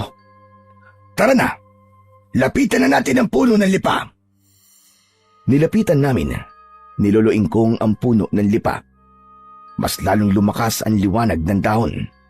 Napansin ko na hinubad ni Lolo Ingkong ang suot niyang singsing. May kakaibang bato yun sa gitna. Nang idikit ang singsing sa isa sa mga nagliliwanag na dahon, nawala ang liwanag na parabang hinihigop ng singsing. Kinuha ni Lolo ang aking kanang kamay. Saka siya pumikit at nag-usal ng isang orasyon. Pumikit ka at tiisin mo ang mararamdaman mong sakit sa iyong mga kamay, apo. Ngunit pagkatapos naman ng sakit na yon, magkakaroon ka ng kakaibang lakas ng katawan. Mawawala ang kirot mula sa sugat na likha ng manananggal. Nang ipikit ko ang aking mga mata, bigla kong naramdaman ang kakaibang sakit, lalo na nang isuot sa akin ni Lolo Ingkong ang singsing. Hindi ako binitiwan ng matanda hanggang sa naramdaman ko ang pagpasok ng malakas na enerhiya sa aking buong katawan. Nanginig ang aking kamay, kaya nagmulat ako ng aking mga mata. Ganun na lamang ang pagtataka ko nang mapansin ko ang pagliwanag ng paligid kahit gabi na at walang liwanag mula sa sikat ng buwan. Magbabago ang lahat ng sa iyo, apo. Magkakaroon ka ng kakayahang tumalas ang paningin, pandinig, pangamoy at pakiramdam sa paligid. Lahat ng sandatang mahahawakan mo ay magkakaroon ng iisang epekto. Yun ay ang matinding pangangati ng kanilang katawan. Lolo Ingkong, ganito po ba talaga kalakas ang singsing na to? Gaano po kalakas ang epekto ng mutya? Malalaman mo yan sa oras na may makalaban ka ng aswang. Hindi na gumagana yan sa akin. Dahil alam mo naman matanda na ako. Naghihintay na lamang ako ng pagpapasahan. At nang mailipat ko sa iyo ang mutya, bigla kong naramdaman ang panghihina ng aking katawan. Magmula ngayon, apo, ikaw na ang pinakamalakas nilang makakalaban. Magiging pinakamalakas kang manunugis na katatakutan ng mga aswang. Biglang tumigil sa pagsasalita si Lolo Ingkong nang marinig namin ang sigaw ni Nanay. Kaya naman, dali-dali kaming pumasok sa loob ng bahay. Nay! Nay, ano po nangyari sa inyo? Pabayaan mo siyang magwala, apo. Marahil, kapag naririnig niyan tungkol sa aswang, saka lang siya nagkakaganyan. Huwag kang mag-alala, anak. Malapit nang mabigyan ng hustisya ang mga nangyari sa inyo ng asawa mo.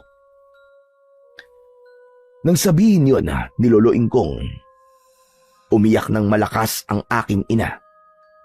Nagmamakaawa siyang palayain sa kulungan. Gusto niya raw makasama ang aking ama. Hanggang ngayon, hindi pa rin niya matanggap na wala na si tatay. Kaya naman, hindi ko napigilan ang aking sarili. Nakuyom ko ang aking kamao at pumatak na ang luha mula sa aking mga mata. Apo, meron pa akong ibibigay sa iyo. Ano po yun, Lolo Ingkong? sumunod ka sa akin. Ipapakita ko sa iyo ang sandatang ginamit ko noon para makipaglaban sa mga aswang. Kung ganun po, Lo, hindi lamang po kayo isang albularyo, kundi isa rin po kayong antingerong manunugis. Tama po ba? Oo, Apo, ganun na nga. Kaya nga ganito ang buhay ko. Dahil binalikan ako ng isa sa mga pamilya ng aswang na napatay ko. At malakas ang kutob kong isa sa kanila ay ang aswang na gumagambala ngayon sa baryo natin. O di kaya naman, isang tao na minsang nagalit sa iyong ina. Pagpasok namin sa silid, ay kinuha ni Lolo Ingkong ang isang lumang baul. Binuksan niya yon at iniabot niya sa akin ang kulay itim na tela. Buksan mo, Apo. Sige, kunin mo ang sandata sa loob niyan. Mabilis kong tinanggal ang tela na nakabalot sa sandata. At yun na nga, tumambad sa aking paningin ang hawakan ng latigo. Ayan na po.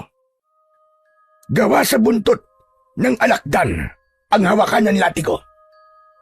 Yan ang bagay sa mutya ng daon ng lipa. Hindi na sila makakapanakit sa iyo at magiging banta ka sa buhay nila. Kaya, Apo ko, bigyan mo ng katarungan ang nangyari sa ama mo. Mag-iingat ka. Pagkatapos ng gabing yun, ay hindi na ako dinalaw ng antok. Pabaling-baling ako sa aking higaan dahil sa kapangyarihang bumabalot sa katawan ko. Ultimo huni ng mga insekto sa paligid ay naririnig ko kahit malayo sila sa aking kinaroroonan. Maging ang paligid parang may sariling ilaw. Malinaw kong nakikita ang mga nilalang na gumagalaw sa paligid ko. Ang aking pang-amoy lumakas din na parabang naaamoy ko ang malangsa mula sa kakawyan. Kaya naman, napabalikwas ako ng bangon at agad akong tumakbo papunta roon. Sinundan ko ang amoy at ingay na aking naririnig. Bumilis rin ako sa aking pagtakbo. Pagkalipas ng ilang minuto, narating ko kagad ang gitna ng kagubatan. Nadatnan ko ang isang aswang na ik-ik. Abala ito sa pagkain ng lamang loob ng baboy ramo. Hoy! Diablong buwang! Kumusta naman ang lasa ng katawan ng baboy ramo, ha? Aswang na ik-ik!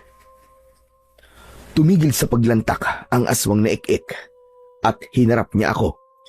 Ngumisi ito at umangin ng malakas na parabang nagtatawag pa ng kasama. Agad kong inilatag sa lupa ang hawak kong latigo. Ni hindi nagpakita ng takot ang aswang sa aking sandata. Hindi ako makatulog sa iyong hayop ka dahil sa ingay mo. Lalong-lalo na sa mabahong singaw ng katawan ng baboy ramo na nilalantakan mo. Talagang wala kang patawad. Halimaw ka!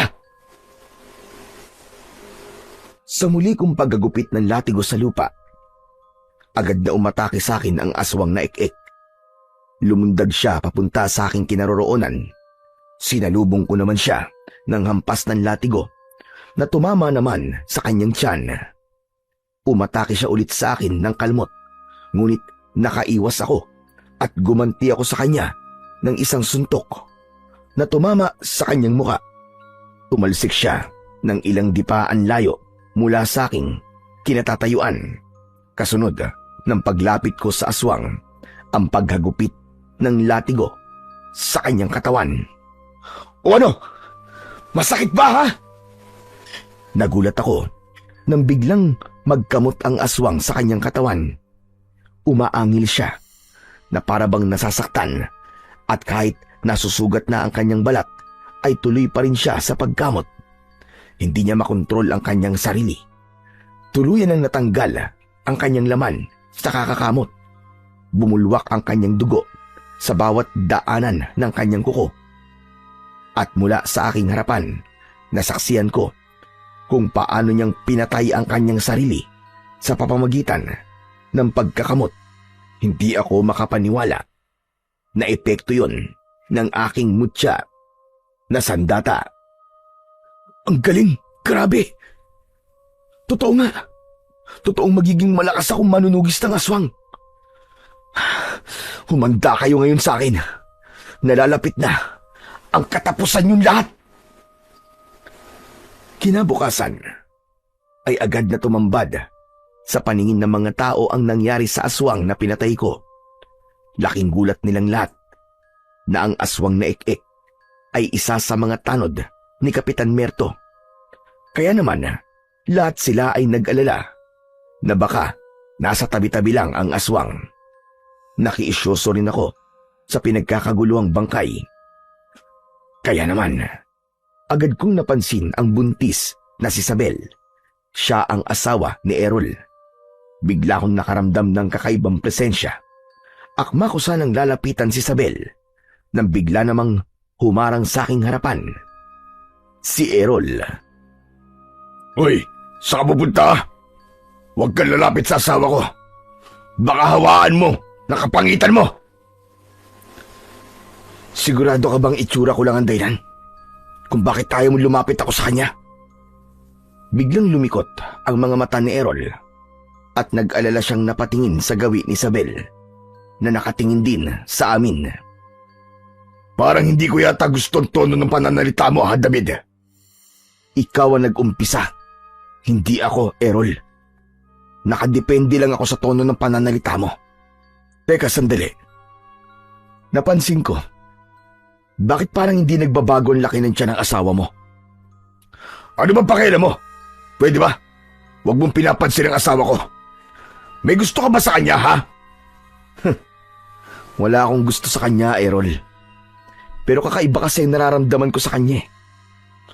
Ano kaya ang ibig sabihin ng pakiramdam kong ito? Siya nga pala. May kakayahan akong makakita ng nilalang na hindi nakikita ng ordinaryong tao. Yun lang. Gusto ko lang ipalam sa'yo. Kaya mag-iingat ka. Palagi na akong magbabantay sa inyo. Hoy! Kayong dalawa! Ano na naman ba ang pinag-uusapan nyo, ha? Kapitan, wala po. May tinatanong lang po si David. Mabuti naman kung ganun. Kala ko kasi kung ano na naman eh. Hala, sige na, maganda ka na, Errol. Sasama ka na sa amin sa pagroronda. Hindi na pwede yung palagi kang absent sa trabaho. Sige po, Kapitan Merto. Iuwi ko lang po muna si Isabel at susunod na ako sa inyo. Nang gabing magronda ang mga tanod, ay palihim akong sumunod sa kanila. Hindi ko inaalis ang aking paningin sa mga kilos at galaw ni Errol. Iba talaga ang nararamdaman kong presensya niya sa tuwing tinitignan ko siya. Maingat din ang aking hakbang habang sumusunod sa kanila. Ilang sandali pa ay napansin ko ang biglang paghiwalay ni Errol sa grupo ng mga tanod. Walang nakapansin na umalis ito. Bingo ka sa akin ngayon, Errol. Isang pagkakamali mo lang. Tapos ka sa akin. Sinundan ko siya hanggang sa loob ng kakauyan. Panay ang linga niya sa paligid na parabang meron siyang hinahanap. Maya-maya pa ay nakita kong tumigil sa paglalakad si Errol at mula sa likod ng malaking puno, lumitaw ang nagtatagong si Isabel. Bumundol ang kaba sa aking dibdib nang makita kong hindi nga ako nagkamali sa nararamdaman ko sa dalawa. Mula sa aking pinagtataguan, nakita ko ang pagbigay ni Errol ng bote ng langis sa kanyang asawa. Naghubad ito ng damit at inihaplas ang langis sa buo nitong katawan. Umangil ito na parabang nasasaktan at ganun na lamang ang panlalaki ng aking mga mata nang makita ko na ang maumbok na tiyan ni Isabel ay biglang kumupis at nahati yun. Naging matandang babae si Isabel at mas lalo akong nagulat nang kausapin ito ni Errol. Inay, dumating na ang tamang pagkakataon para ubusin silang lahat. May pag-iiganti na natin ang ginawang panluloko sa atin ni tatay. Nagsalita si Isabel at sinabi niyang buhay pa si Cynthia, kaya hindi raw ito matatahimik hanggat hindi niya napapatay ang aking ina. Hindi ako makapaniwalang hindi pala asawa ni Errol si Isabel, kundi ito ang kanyang ina na nagpapanggap na bata pa. Pero ang totoo ay matanda na ito. Matagal akong nanatili sa likod ng puno, kaya kitang-kita ko kung paanong nagbago rin ang anyo ni Errol. Bigla itong naging isang aswang na ik-ik. Hindi ako maaaring magkamali. Siya ang aswang na unang umatake sa akin nang gabing tinulungan ako ni Lolo mula sa bingit na kamatayan. Humanda ka sa akin ngayon, Errol. Kaya pala mainit ang dugo mo sa akin, dahil naghihiganti kayo sa aking ina. Hindi ko na napigilan ang bugso ng aking damdamin. Agad akong umatake sa mag-ina, ngunit nakalipad na kagad si Isabel, dala ang kalahati ng kanyang katawan, habang si Errol naman ang naiwan sa lupa. Wala ka ng kawala ngayon, Errol! Alam ko na ang lihim yung mag-ina. Mag-asawa pala, ha? Sinasabi ko na nga ba't hindi ako maaaring magkamali sa nararamdaman ko sa inyo kanina? Ang dami mo't sinasabi. Bakit hindi mo unahing iligtas ang mga kasama mo mga tanod? Dahil sa mga oras na to, inaatake na sila ng mga alagad ko. Anong dahilan nyo? At pinatay nyo ang aking ama? Ama! Ama ko ang taong sinasabi mong ama mo. At dahil sa ginawa ng nanay mo, nasira ang aking pamilya. Kung ganun, kapatid kita? Hindi! Hindi kita matatanggap na kapatid kahit kailan. At kaya kong patayin ka, kagaya ng pagpatay ni nanay sa tatay ko na umabandona sa amin. Para akong binuhusan ng malamig na tubig nang marinig ko ang sinabi ni Errol. Hindi ako makapaniwalang kapatid ko si Errol. Kaya naman, nagpabaya ako nang sumugod siya sa akin para saktan ako. Para akong nawala sa akin sarili ng mga sandaling yon at tinanggap na lamang ang lahat ng kanyang suntok. Dapat lang sa inyo ng nanay mo na magdusa dahil inagaw niya ang aking ama sa aking ina. Ikaw ang bunga ng pagtataksil nila, kaya humanda ka dahil papatayin kita! Saktong pag-atake sa akin ni Errol, gamit ang kanyang kuko, dumating si Kapitan Merto. Pinana niya si Errol. Layuan mo si David! Kung ayaw mong butasin ko ng palaso ang mukha mo! Huwag ka na rito makialam, Kapitan. Away pamilya ito. Labas ka rito. Makikialam ako dahil nandito ka sa baryo ko. Kaya kung ayaw mong bumaon ng palaso sa pagitan ng iyong mga mata, magpakilala ka! Kapitan Merto, siya po si Errol. Siya ang traidor sa samahan niyo. Lintik na! Errol! Totoo ba yun? Ako nga ito. Dahil kailangan kong bantayan ang lahat ng kilos mo para nabibigyan ko ng babala ang aking ina kapag malapit na kayo sa kinaroroonan niya. Hayop ka! Kaya pala palagi ka na lamang nawawala sa tuwing nagro-ronda tayo. Yung pala, kampong ka ng demonyo! Satanas ka! Hindi ka na makakawala ngayon. Tanggapin mo ang palaso ko! Pagkasabi nun ni Kapitan Merto, binitiwan nito ang palaso. Tumama yon sa balikat ni Errol, kaya't napasigaw ako ng malakas dahil sa pag-aalala. Sa muling pagpana ni Kapitan Merto kay Errol, nasalo nito ang palaso at walang kahirap-hirap na binunot ni Errol ang bumaon na palaso sa balikat niya. Tumakas na kayo, Kapitan Merto! Hindi niyo siya kaya! Hindi siya tinatabla ng palaso! Nasa panganib ang buhay ng mga tanod! Sila ang iligtas niyo! Pero, paano ka, David? Sige na po, umalis na kayo! Ako nang bahala rito! Sige na! Walang aalis! Walang iiwas sa bagsik ng aking paghihiganti! Halos yumanig ang lupa sa malakas na pagdagundong ng paa ni Errol papalapit sa aking kinaroroonan. Handa ko na sanang saluhin ng kamao niya, ngunit biglang humarang si Kapitan Merto. Iniligtas niya ako at siya ang tinamaan. Sumuka ng dugo si Kapitan Merto, dahil sa malakas na pagtama ng kamao ni Errol sa likod niya. Saktong pagdating naman ni Abong. Itay!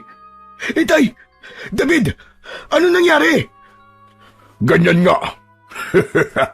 Magkampihan kayo, mga inutil! Anong ginawa mo sa aking ama? Humanda ka! Ako ang papatay sa'yo! Tumigil ka, Abong! Duwag ka at traidor. Iniligtas ka lang ni David nang minsang atakihin ka ni nanay. Bumaligtad ka na agad. Natigilan si Abong, kaya ipinaliwanag ko sa kanya kung sino ang aswang na nanakit sa kanyang ama. At hindi napigilan ng binata ang kanyang galit. Umatake siya sa kinaroroonan ni Errol, ngunit maging ito ay sinaktan din ng aswang. Nang bumagsak sa lupa si Abong, mabilis akong tumayo at pikit mata kong nilabanan si Errol. Kahit kapatid kita sa ama, hindi ako magdadalawang isip na labanan ka. Papatayin kita! Labanan mo siya! Hindi mo siya kapatid! Magtiwala ka sa akin! Hindi mo kapatid si Errol! Kahit hindi ko naiintindihan kung ano ang ibig sabihin ni Kapitan Merto, mabilis na akong umatake kay Errol. Agad ko siyang hinagupit ng latigo at tinamaan ko siya sa kanyang ulo. Kitang-kita ko kagad ang pamumula ng muka ni Errol, ngunit pinilit nitong gumanti ng suntok at kalmot sa akin. Naiwasan ko ang kanyang mga atake. Bawat pag-atake niya, gumaganti ako sa kanya ng hampas ng latigo na tumatama at humahagupit sa kanyang katawan. Napaluhod siya sa lupa, kaya naman tumigil na ako sa paghagupit ng latigo sa kanya. Naramdaman ko ang paglapit ng mag-ama sa aking tabi habang pinanonood ko kung ano ang nangyayari kay Errol. Ano nangyayari sa akin? Ang kate! Hindi ko mapigilan ang aking sarili! Anong ginawa mo sa akin? Unti-unting kakalat ang kati sa buong katawan mo, hayop ka. At habang nagkakamot ka sa iyong balat, palalim ng palalim ang mararamdaman mong pangangati hanggang sa ikaw na mismo ang susugat sa iyong sariling katawan. Yan ang epekto ng aking mga sandata dahil sa taglay kong mutya ng dahon ng lipa. Mutya! Hindi maaari! Hindi! Hindi! Napataklob ng palad sa bibig ang mag-ama nang masaksiyan nila kung paanong sinugatan ni Errol ang kanyang sarili hanggang sa bumulwak ang kanyang dugo sa bawat sugat na ginagawa nito sa mismong katawan niya. Pagkalipas lamang ng ilang minuto, bumagsak sa lupa si Errol at naliligo na ito sa sarili niyang dugo. Diyos ko! Napakabrutal ng naging kamatayan niya. Kung ganun, ikaw, David, ang may kagagawan sa mga taong natatagpo ang patay sa kakahuyan na kalahati ang katawan. Ikaw ang totoong pumatay sa kanila. Tama ba, David? Opo, ganun na nga po, Kapitan Merto. Dahil ako po ay isang manunugis ng aswang. Hindi po talaga ako totoong nangangaso ng hayop. Sa halip, aswang po ang aking hinahanap. Hindi ordinaryong tao ang natatagpuan yung bangkay sa kakahuyan. Sila po ang mga manananggal at ik-ik na nagiging tao kapag sumisikat na po ang araw. Hindi ako makapaniwalang ang binatang madalas namin pagtawanan ni Errol ay isa palang malakas na manunugis ng mga aswang. At kung sino pa ang kaibigan ko at madalas ko nakakasama, siya pa pala ang totoong masama. Siya pa pala ang papatay sa akin. Niloko nila tayong lahat. Ngayon naman, Kapitan Merto, sagutin niyo po ng maayos ang itatanong ko. Bakit niyo po nasabi sa akin kanina na hindi ko po kapatid si Errol? Sinabi niya sa akin na anak po siya ni tatay. Hindi ko alam kung tama bang sa akin may tumarinig. Ngunit, alam naming lahat na ampun ka lang ni Cynthia. Wala silang anak ng tatay mo dahil baog si Cynthia. At napatunayan kong ikaw ang totoo kong anak. Ikaw ang aking anak na inakala kong namatay, kasama ng aking asawa. Nasunog noon ang bahay namin. Akala ko, kasama kang namatay doon. Teka, tay. Ano pong ibig niyo sabihin? Paano pong naging kapatid ko si David? Ikaw na ang tumingin sa markang nasa balikat ni David. Yan ang nag-iisang palatandaan na siya ang kapatid mong bunso. Kaya pala, may sunog din siya sa katawan dahil kasama natin siya sa bahay nang mangyari ang sunog at iniligtas lamang siya ng mag-asawang Dante at Cynthia. Hindi, Kapitan. Hindi ako naniniwala sa inyo. Walang katotohanan ng mga sinasabi niyo, Kapitan Merto. Huminahon ka, David. Alam kong masakit na malaman ang buong katotohanan mula sa ibang tao. Lalo na kapag nalaman mong nagsisinungaling sa iyo ang taong pinagkakatiwalaan mo. Ngunit anak, totoo ang sinasabi ko. Anak kita. Ikaw ang anak ko. Naluwa rin si Abong. Nang makita niya ang marka ko sa aking balikat, marami pa sana akong dapat itanong, ngunit narinig ko ang malakas na sigawan ng mga tanod mula sa kakahuyan. Anak, sandali! Saan ka pupunta? Matalas po ang pandinig ko at naririnig ko po na sinasalakay ng mga aswang ang mga tanod ninyo. Hindi ko na hinintay na magsalita si tatay. Agad akong tumakbo ng mabilis para iligtas ang mga tanod. Pagkalipas ng ilang minutong pagtakbo, narating namin ang kinaroroonan ng mga ito. Marami na ang sugatan sa kanila. Ang iba naman ay dinagit na ng mga aswang. Bigla akong kinabahan nang makitang wala roon si Sabel. Ay, wala rito si Sabel. Malakas ang kutob kong sinasalakay niya ang bahay namin. Mauna na po kayo sa bahay. Ako na pong bahala rito. Sige anak, mag-iingat ka. Tayo na, Abong. Pero tay, paano po si Bunso? Alam kong kaya niyang tapusin ang laban sa mga aswang na yan. Mas kailangan ni Tatay Ingkong ang tulong natin. Halika na! Napansin ko na lang na tumakbo na ang mag-ama palayo sa akin. Kaya naman, hinarap ko ang mga aswang na manananggal at ik-ik. Halos mabingi ako sa pag-angin nila sa tuwing tinatamaan ko sila ng latigo sa kanilang katawan. Lahat ng mga tanod na naroroon ay nasaksiyan nila kung paano kong pinabagsak sa lupa ang mga aswang habang pinupunit nila ang sarili nilang balat at pakpak gamit ang kanilang matutulis na kuko. Hindi nila mapigilan ang pangangati ng kanilang katawan. At sa isang iglap, lahat ng mga aswang na nasugatan ng aking latigo at palaso ay nagpakamatay sa harap namin.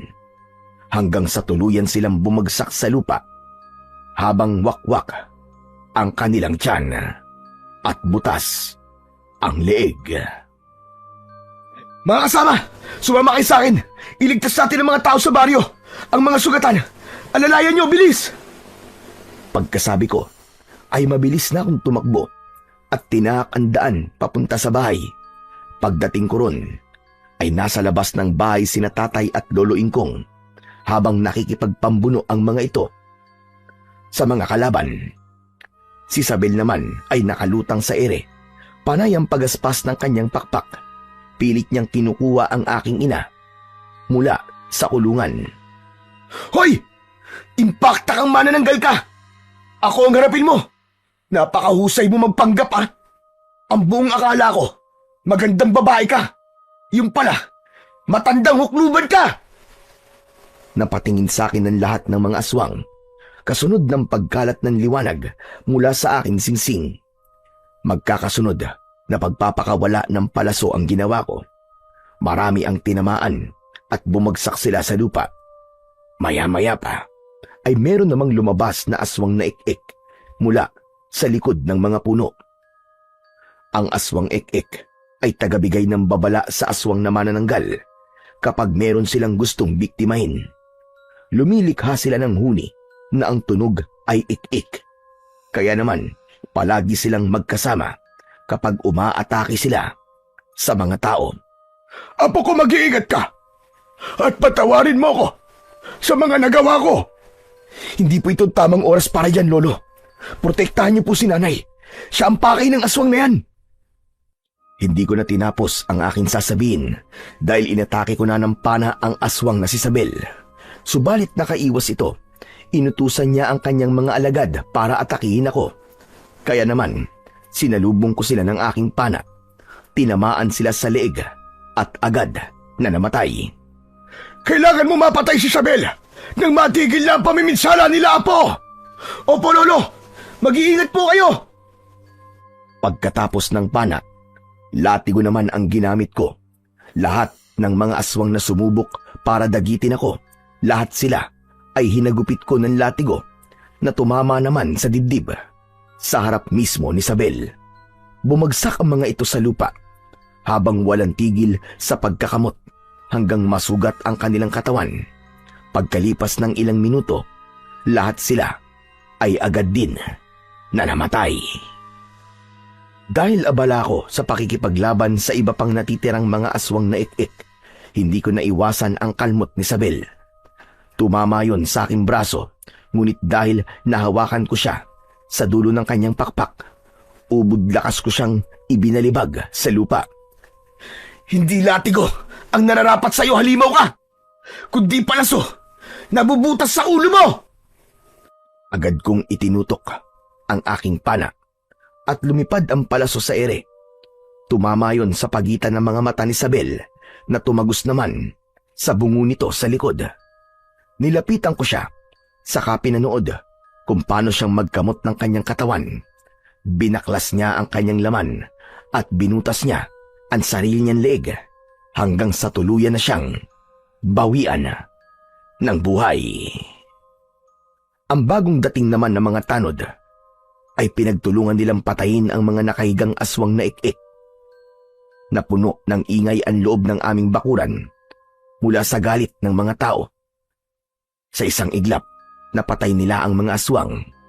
Lahat ng mga nakakita sa ginawa kong pagtugis sa mga aswang, lahat sila ay humanga sa aking lakas at tapang.